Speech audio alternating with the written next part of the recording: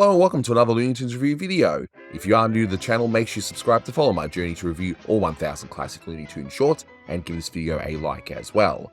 So this is a review for Meet John Doughboy, released in 1941. It's the 332nd in the series and it's directed by Bob Clampett. You can find this on the Looney Tunes Gold Collection Volume 6 DVD set, on the Porky Pig 101 DVD set. There's a HD version out there, but this is in the public domain, so I'll be playing the short in full in HD at the very end. So just to keep things consistent, in case you haven't seen this short, and again you can watch it at the very end, but all this really is just a parody of a newsreel, and this time it's all about the shoring up of the American defenses as this took place about 6 or so months before the attack on Pearl Harbor.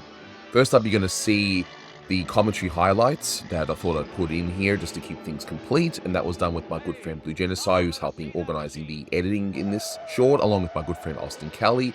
After that, I'll just give you a few more thoughts and a few things that I missed the first time round. So, grab some popcorn and enjoy. With me today are my good friends Blue Genocide and Austin Kelly. Say hi, guys. Hi. Anthony got drafted. Yes, I'm the Doughboy. Now, Austin, I'll get you to start because you love this piece of animation. Am I right? Yes. Oh, it is so good, this Porky scene that's coming up.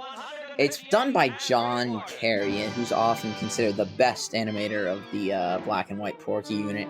He does these great, unique head tilts, and you can see Porky from every angle. If there was one animator that could do the jump from 2D to 3D animation, if it was a thing back then, it would have been John, because if you pay attention, you can see Porky from literally every angle in the scene. It's insane. I did a YouTube video on this thing, and I played it at 15% speed, and just looking at it in slow motion is incredible. Say bye to Porky, by the way, because we literally do not see him again in this entire cartoon. So, and just a reminder to everyone watching, just to put things into perspective, this was in 1941, but before Pearl Harbor. So the focus at the time was America's defenses. They weren't actually in the war yet, as far as I'm aware. So, Blue, do you hum along like this building's going to hum along? No. No. Such a... I swear that this is also full of dad jokes, you know. We get Robert C. Bruce once again doing the narration, similar to what you would do with the Tex Avery cartoons. I noticed that Clampett would use a lot of photographs in a lot of his recent cartoons, as we see another dad joke with the draft literally, being a draft. But you guys will tell me you love this joke here, huh, with the draft board, that these guys will never get drafted, right? Oh, absolutely. I want to point out, that was another John Carey scene, and it's also equally good in its own way. Oh, God. It's such great animation there with the South American. But gee, Rochester's a really... Sorry if I spoiled the joke here, but Rochester's a really crazy driver. Wow. That's absolutely crazy. I mean, you know, is this Blue Genocide just driving along trying to get to the hockey game on time? I don't know. No, that's me and Mario Kart. But this is a nice shot with all these planes. It's a really nice shot. And Probably really simple to animate too. And this bit of animation, I think, was from Buddy the Gob. I think that one shot with the Navy ships. I'm pretty sure of it, because, you know, I'm all about memorizing the buddies by frame at this point. But yeah, any final thoughts on this one, guys, before we wrap it up? As we see, it's okay. Nothing's bad. Except for the beginning, of course, for you. We're gonna see a lot more war-themed cartoons coming up, so... Gee, those commentaries were fun when I would have a group of people and we would just chat about them. It is what it is that I had to remove the others, but anyway, you can find the full thing that's still on the channel. I just thought I'd put it in just for consistency's sake. But here are just a few more things I found out regarding this short, and I'm going to give you some additional thoughts as well, watching it again after not seeing it for a couple of years. So the title itself is a play on the movie Meet John Doe, and that starred Gary Cooper and is directed by Frank Capra, who has directed many wonderful films that you know, including Mr. Smith Goes to Washington, those sort of films. So as mentioned, this short came out in July 1941, and Pearl Harbor took place in December of 1941.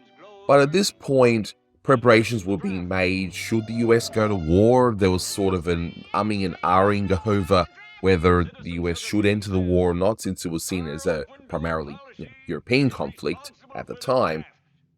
But sure enough, it was agreed upon to at least shore up defenses in case there was an invasion on American soil. But at this point in the war, World War II was in full force, France was occupied, England was being attacked. So that's roughly where we were at this particular point. And of course, on the Pacific side of things, Japan had already invaded China, and they were doing their thing over in the Pacific. So things were going to come to a head with Pearl Harbor a few months after this short was released. In rewatching this short, I gotta say, I love the shot of the cannon, and ends up blasting out the title card, and we hear the Mess Hall theme that you normally hear when you watch these army-type shorts. And if you listen closely to the actual Mess Hall being played, at the very end of it, it turns into a slightly more upbeat, and then it just decides to just conk out. I thought that was a nice little touch there.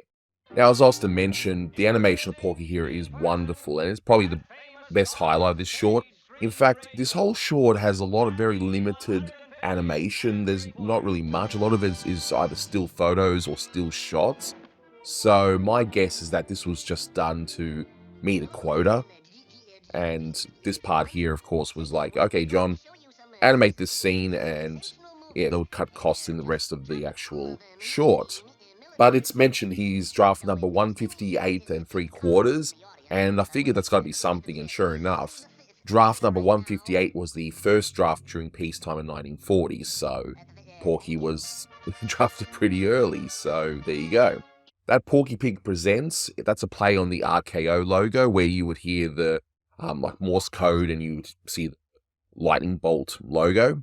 But I gotta say, in this short, whether you like the jokes or not, you can't deny that this short has some beautiful staging, and the backgrounds are absolutely beautiful, the shots are really, really amazing, and Clampett here knows when to do things looking more serious or more straightforward, like you would see in a newsreel at the time, and then, of course, when to go all goofy. And again, whether the jokes are effective to you or not is another thing entirely, but you can't deny that, hey, at least he's thinking about these things when making this short. Especially in the beginning, you see all those factories, you see everything going on, like, yes, America's shoring up the defenses, and then we see a silly little gag where liquid is poured out, and that's how tanks are apparently made. So there you go.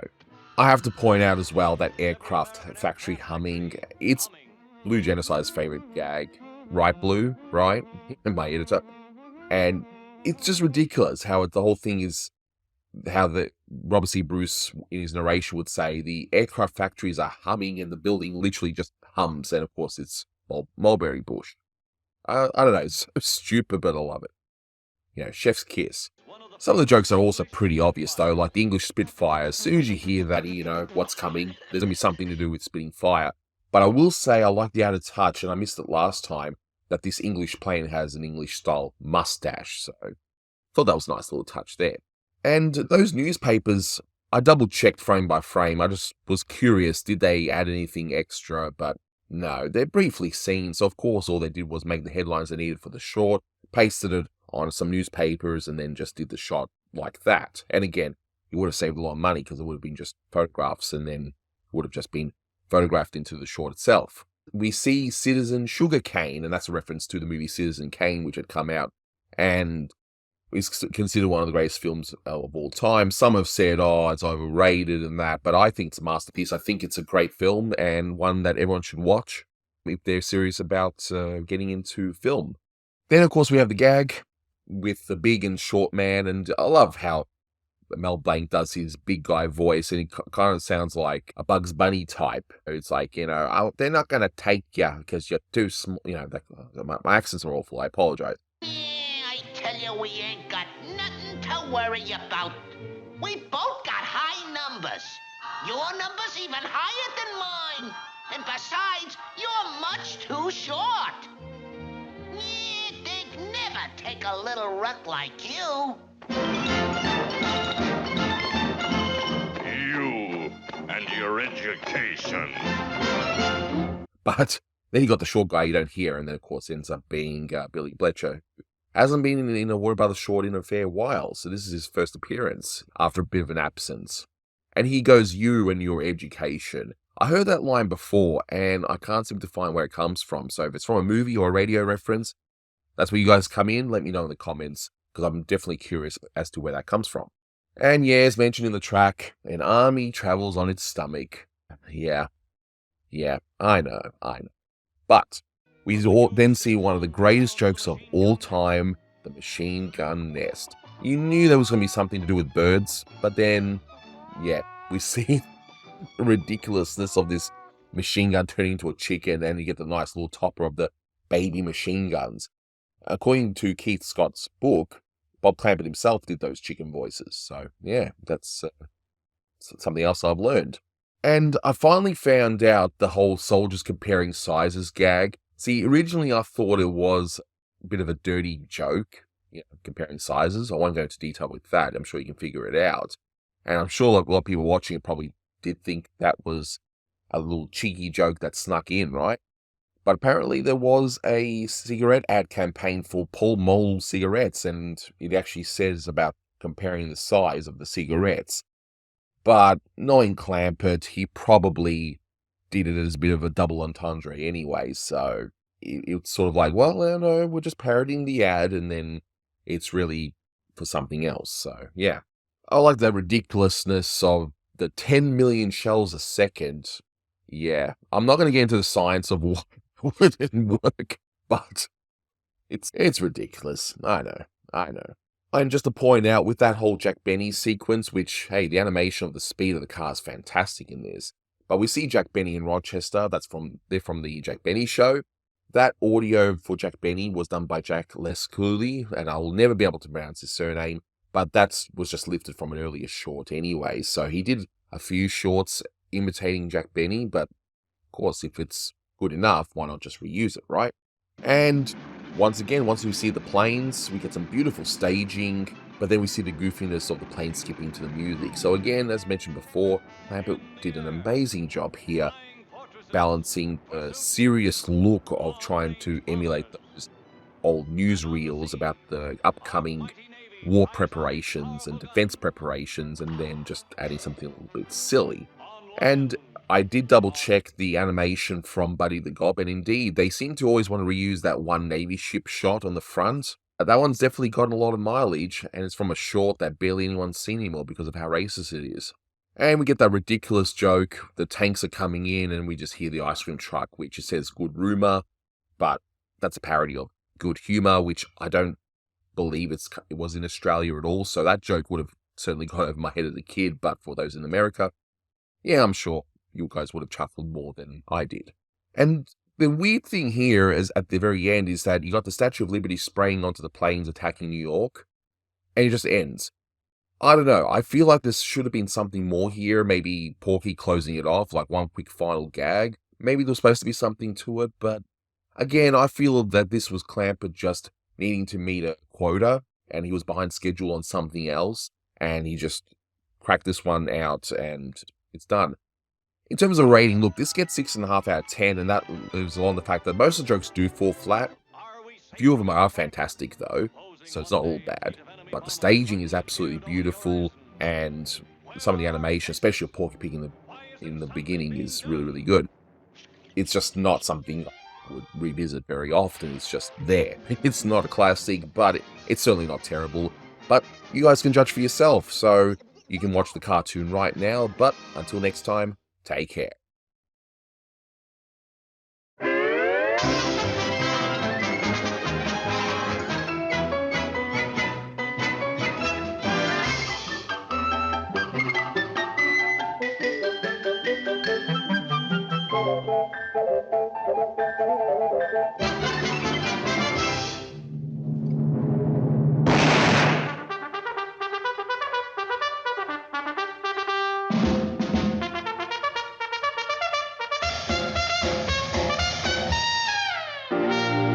Introducing, in person, that famous star of stage, screen, and radio, Draftee 158 3/4.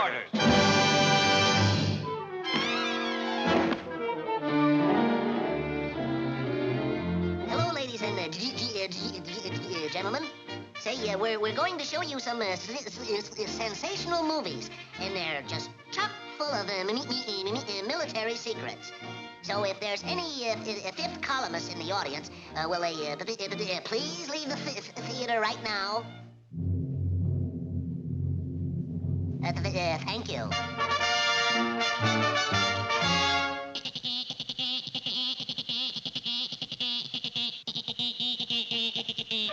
America's defense effort.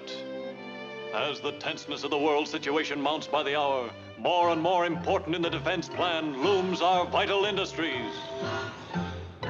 Vast furnaces at white heat convert the iron ore into defense implements. Here we see the molten metal automatically conveyed and about to be poured. This is the stuff from which tanks are made. In modern blitz warfare, air power is often the deciding factor, and the need for all types of planes has every American aircraft factory humming.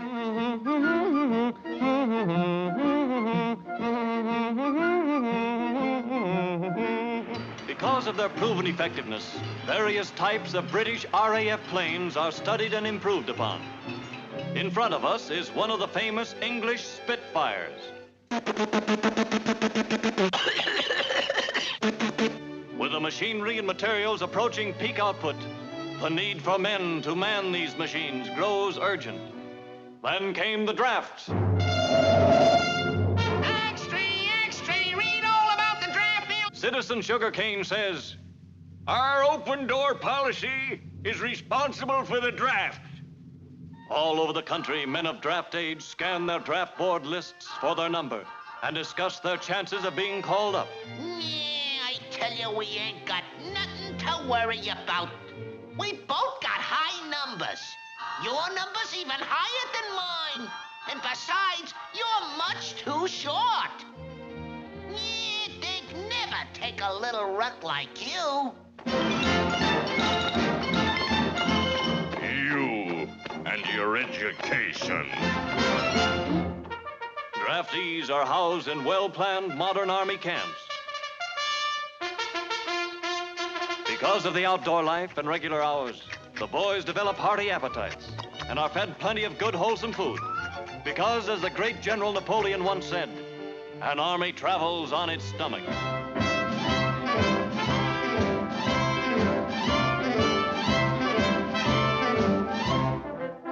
The Army is rapidly being equipped with all types of armament, from the huge siege guns down to the machine gun nest.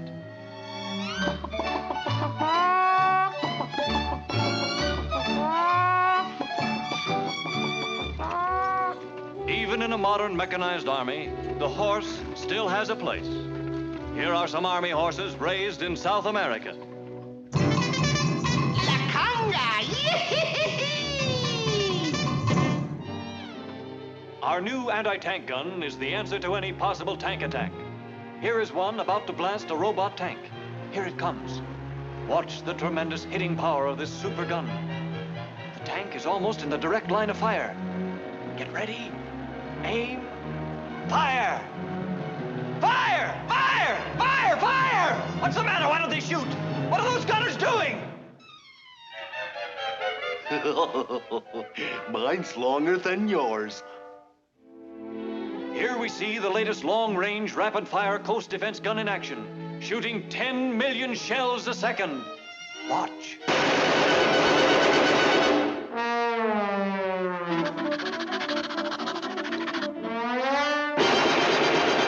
As part of government policy, new machines are constantly being developed. Here is the latest weapon, a land destroyer, 100 times faster and more effective than a tank. Look at that thing go, hurtling through space at 5 miles a minute.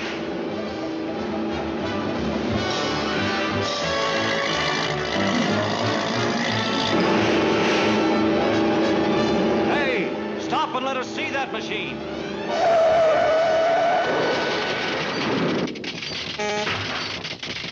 Hello again, folks. Hold on to your bridge work, boss. Here we go again. Thanks. The President orders all-out test of defense strength. The mighty armed forces of the nation respond to the President's command.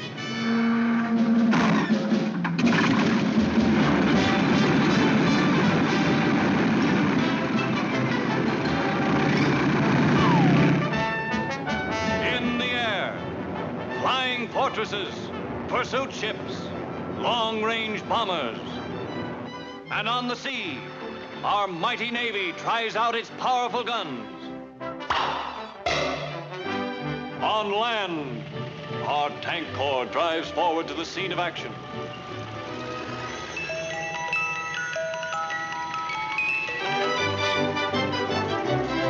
Are we safe from air attack? Supposing one day a fleet of enemy bombers suddenly appeared over the horizon. Where are our defenses? Why isn't something being done?